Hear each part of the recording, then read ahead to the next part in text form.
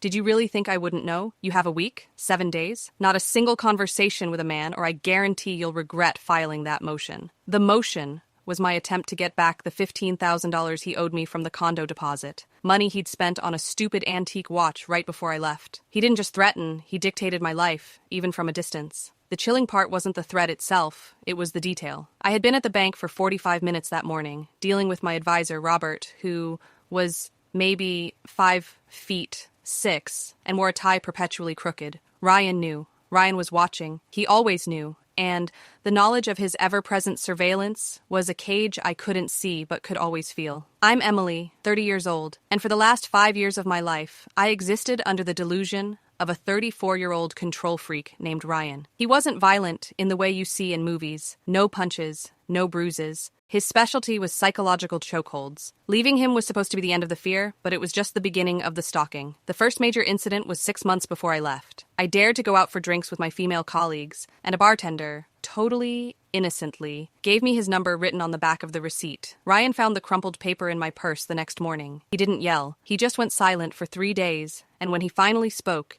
he banned me from carrying a handbag in public, saying, "You don't need to advertise that you're available." The first time he showed up, uninvited, was 2 weeks after I moved. I was standing in line at a deli, ordering a sandwich, and the guy in front of me, some older gentleman in a tweed jacket, made a joke about the slow service. I laughed, a quick, genuine sound. An hour later, Ryan was on the phone, his voice low and vibrating with cold fury. "Did you enjoy that laugh, Emily? You think your smile belongs to every sad little man in the city? It belongs to me. You are mine." That's when the rules started. He had an extensive network of low-rent informants' ex-colleagues, cashiers he'd befriended, even a terrifyingly observant security guard at my office building. Every time a man showed me even common courtesy, Ryan found out, and the consequence was always the same: a dictated period of isolation. I couldn't leave the apartment, not even for groceries. I had to let my phone battery die.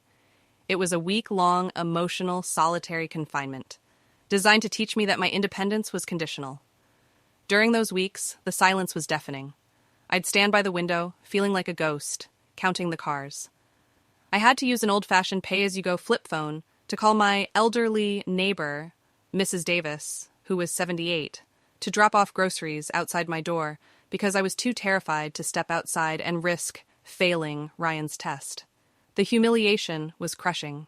I was a professional woman, reduced to relying on an octogenarian for a carton of milk because my ex owned my freedom. I went to the police, clutching screenshots of his threats. They were nice, professional, and utterly useless. "Ms. Petrova, he hasn't physically harmed you. He hasn't violated the perimeter of your current residence yet," the officer said, tapping his pen. "We can file a report, but without a clear, imminent physical threat, a judge won't sign a protective order. Just block his number, change your route to work." Change my life because he was too obsessed to change his? I was furious, but I did what they suggested, which only made him escalate. He didn't text anymore. He sent anonymous letters, physical envelopes pushed through my mail slot, smelling of his cologne, outlining my schedule for the previous 48 hours and highlighting the moments I'd failed his loyalty test. The desperation was a vice around my chest. I considered moving states, quitting my job, disappearing completely just to breathe again. Then I met James. It wasn't romantic or cute. It was purely professional initially. I was at a high-end corporate art exhibition for work. I was standing near the entrance, trying to network, feeling totally out of place, when this monolith of a man stepped directly into my line of sight. He wasn't just tall. He was wide. 6 feet 7 inches of solid, tailored suit, with shoulders that looked like they could shift tectonic plates. He was one of the event's private security detail, a professional bodyguard. I caught his eye, and he gave me the most unexpected, quiet, almost shy smile, a fleeting thing that vanished immediately as he resumed his intense scan of the room. It broke my isolation-imposed wall down for a second. Later, I was cornered by a particularly aggressive vendor, and James, without even looking at me, just moved his massive frame slightly, effectively boxing the vendor out and subtly ending the conversation. He leaned down slightly, just for my ears. "Rough crowd. You want a glass of water?" That was it. No flirting, just a professional checking on a guest. But the simple, unsolicited act of protection was electrifying. I found his card before I left. It was for a private security firm. The name was James Vancroft. I looked him up that night. His social media was all business and old competition, photos, pictures of him lifting ridiculous amounts of weight. His face strained, but focused. His hands wrapped around colossal iron bars. It wasn't MMA, it was strongman competition. That explained the sheer mass, the controlled power. I didn't hire him, but I used his firm's website to send him an email, thanking him for his professionalism. He wrote back a day later. We started with emails, safe, distanced, but deeply real conversations about everything but our exes, or drama. He told me about his previous life as a semi-pro strongman, which is why he was so huge, and how he transitioned into close protection. I felt an inexplicable sense of safety just reading his words. After 2 weeks of emailing, I finally agreed to a simple, public lunch date. I was terrified. This was the biggest, most obvious defiance of Ryan's rules yet. James picked a busy bistro. When he walked in, the entire restaurant went silent for a beat. He was wearing jeans and a simple gray t-shirt, and he looked less like a fighter and more like a mountain range decided to go out for a sandwich. He was gentle, listened intently, and didn't try to touch me. On our second date, a waiter leaned over the table too quickly to clear a plate, and I flinched, pulling my hand away instinctively, a reaction trained by Ryan's sudden rages. James didn't comment. He just subtly shifted his chair, creating a slightly larger buffer between me and the activity of the restaurant. It was a silent acknowledgement, a respect for my trauma that spoke volumes. I felt like I was allowed to be a person, not a possession. On our third date, a simple evening walk through the park, I had to tell him about Ryan. It was non-negotiable. I couldn't subject a decent man to that kind of toxic chaos blind. We stopped by the fountain. James, I started, my voice shaking. I have an ex who is seriously unhinged. He stalks me. He threatens me. If he finds out about you, he will lose it. He dictates who I can talk to. I don't blame you if you want to walk away now. James didn't even flinch. His expression remained utterly calm. He looked down at me, and his eyes, which were usually quiet and warm, held a focus that was pure steel. Emily, I spent 10 years learning how to identify threats and manage them. You are safe with me. I don't believe in walking away from a threat. I believe in facing it.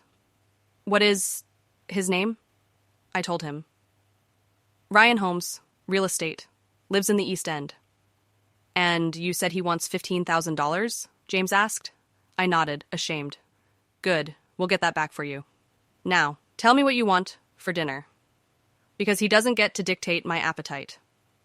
His refusal to treat Ryan as anything more than a procedural nuisance was incredibly validating.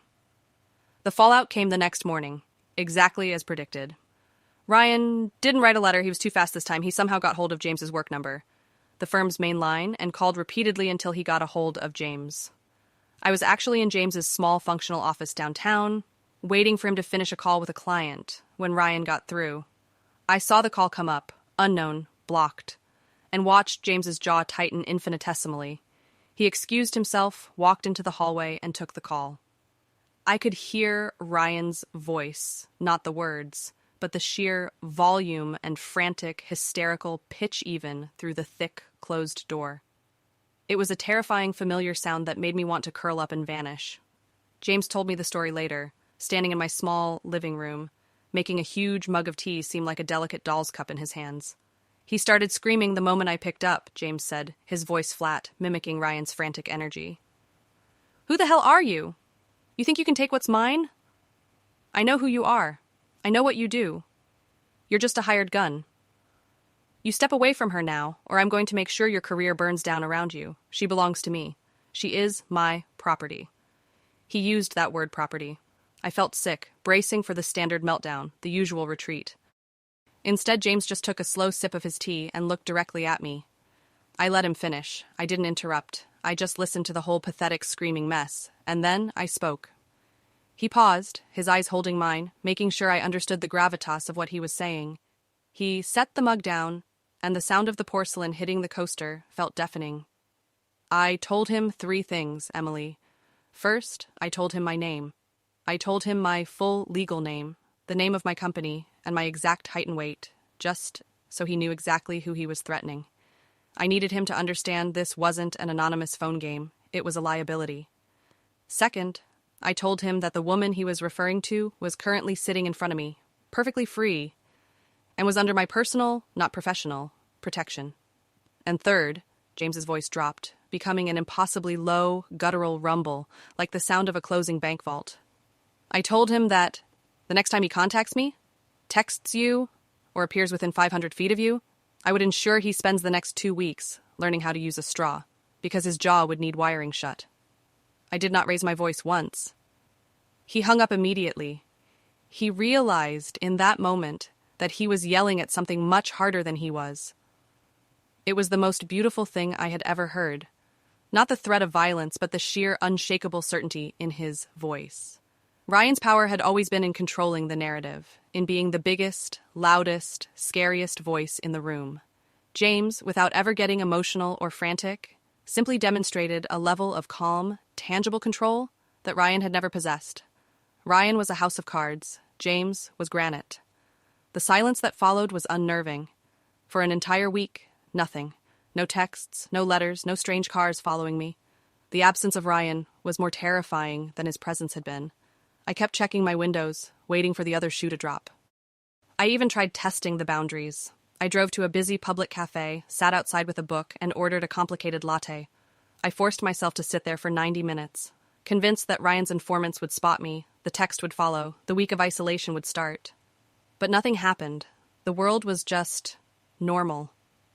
I wept silently into my coffee, not out of fear, but from the sudden sharp shock of realizing I was free.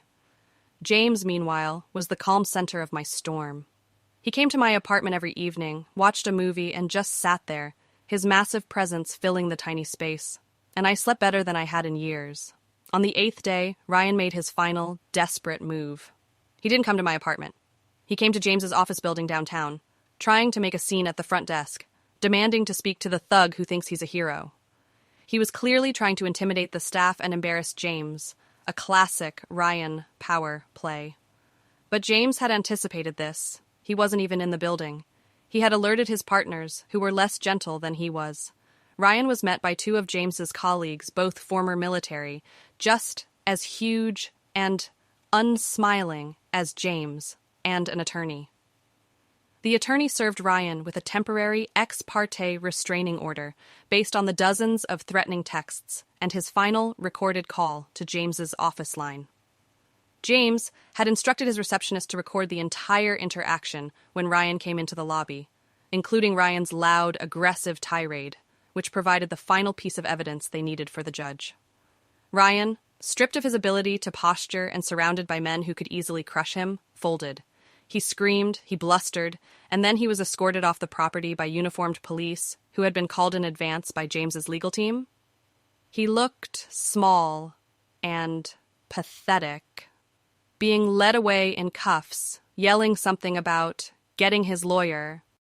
It was a beautiful, anticlimactic ending for a man who demanded such constant drama. That was the last I ever saw of him. The official protective order was granted a week later, making it legally binding. The stalking stopped dead. The $15,000 I was owed? James's lawyer handled it. Ryan paid it all back, plus costs, just to make the lawsuit go away faster. The money didn't matter, though. What mattered was the quiet, clean break. James handed me the check when it arrived, folded neatly. Buy something you actually want, he said. That money doesn't belong to your past anymore. Dating James was like learning how to breathe again. He was everything Ryan wasn't. Ryan demanded control. James offered security. Ryan demanded performance. James offered peace. He's huge and intimidating to the world, but he's the quietest, most attentive man I have ever known. His strength isn't something he uses to dominate, but something he uses to stand firm, a bulwark against the world's chaos.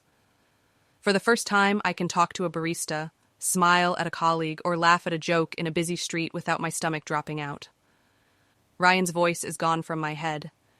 It's been replaced by the quiet, steady rhythm of James Vancroft's confidence, standing right beside me. I learned that true strength isn't about being loud.